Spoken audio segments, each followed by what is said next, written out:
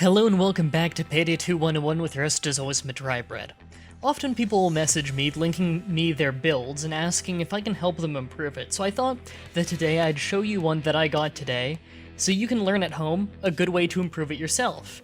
You see, every build can be improved at least a little, getting closer and closer to some sort of perfection. A build is probably never going to end up being perfect. I mean, it is subjective to a degree and everyone has their own playstyle. However, you can always try and optimize it for whatever role you're trying to play in the group. Let's take a look here. This is the build that I was sent today. So when I sent this, I was asked what I thought of this build, and what I responded with is that I said that it seems kind of weak. I think that there's something missing in this build. It's serviceable, I mean, it's okay. You could do overkill with this build, and if you're good enough, you could probably get away with a bit of Deathwish too, but it definitely needs more work. No points in Fugitive, which is fine, and just looking through this, we can see, mostly between Mastermind and Enforcer here, that he's going for something that is sometimes referred to as a Paladin build. That is, you try to be very, very tanky, while also having Aced Inspire to revive people. You're kind of a battle medic of sorts. So, here's the first step to improving these builds. Keep in mind your utility within the group. Often people end up becoming less useful at their role in the group because they try to spread out and become more of a jack of all trades. I can understand why, especially if you play with public people rather than friends, because you never know what kind of skill set you're going to have amongst your group. However, it's still the best idea that you stay very focused.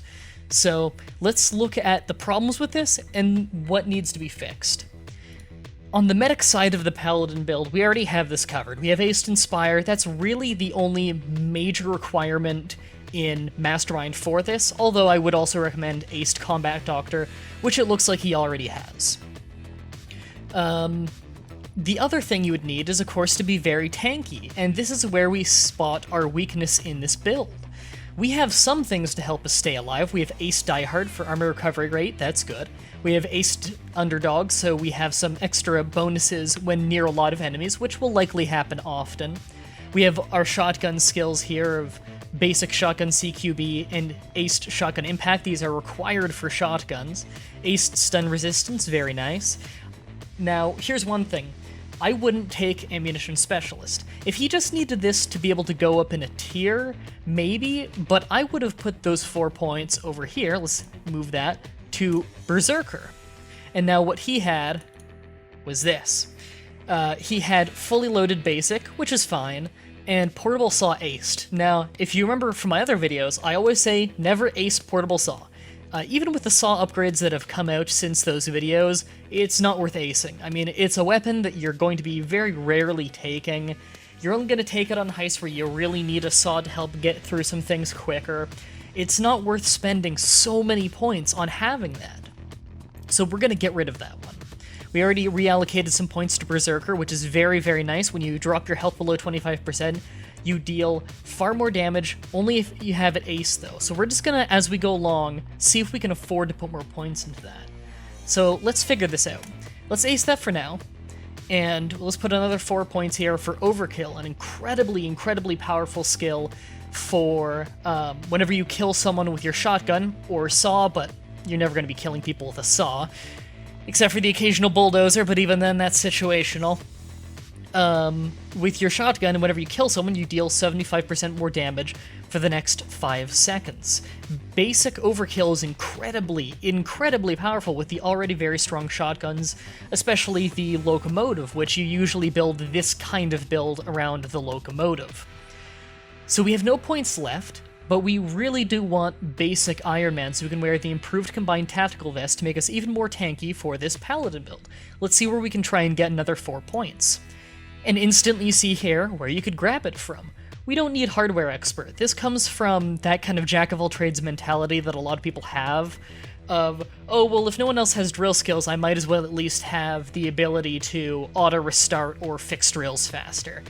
You really don't need that. If you've got one guy on the crew with any kind of drill skills, he's gonna also have this one. So you really don't need to spend 4 points on that. Ace Nerves of Steel, that's fine. Steel Sights and Bleed Out is useful, especially if you have a sniper or something as your primary. And Basic Nerves of Steel I recommend for everyone, because you interact with a lot of things in this game. It's especially good for a medic because if you're not using your your yelling at ability, let's say they drop at your feet and you need to pick them up with the interact tool, you want to be taking half damage while you're getting them up because you want to be in good condition for when they're up so you can help clear the area if it's not already clear if someone walks in. And putting 1 point in Rifleman is fine. Double snap to zoom on assault rifles and snipers is actually quite useful. It's not a game changer or anything, but it's an okay skill to grab for 1 point. So now we have another 4 points, we could drop that in Iron Man. So let's take a look at the build now.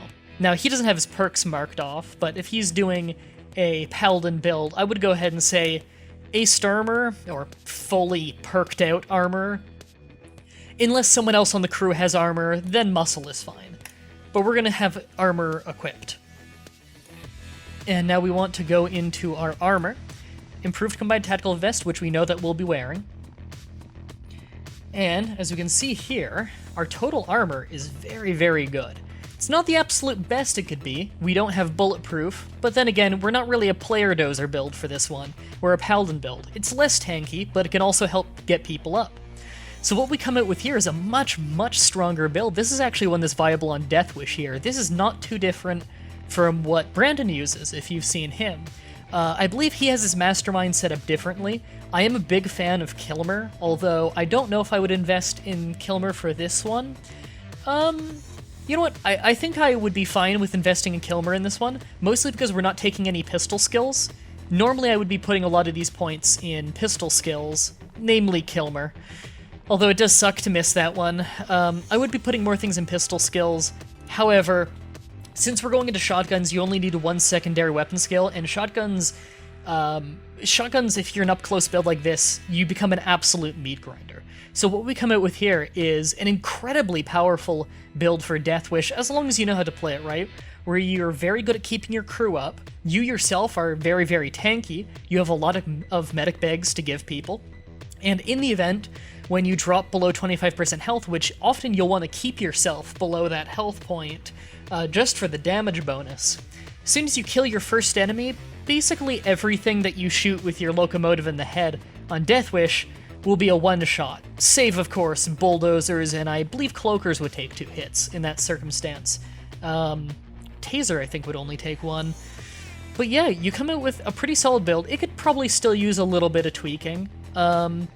I would need to map out the skill points required to see if I would take Oppressor or not, and with the infamy levels being changed around and everything, I would have to really crunch the math on this.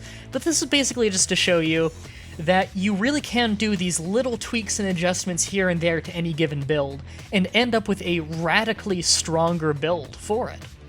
We started this with a serviceable build, kind of mediocre. It works fine. If you're a good enough player, you can make it work.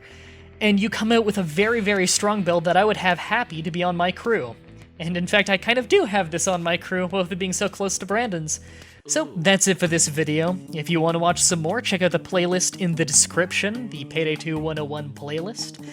I've got 2 videos on screen. The left is of me streaming some Payday, and the right is of me playing one of my more recent playthroughs. Let's say I put up Trine for this one. And if you'd like to subscribe and like the video, I'd very much appreciate that, and I look forward to seeing you in the comments of the video. Until next time, have a nice day.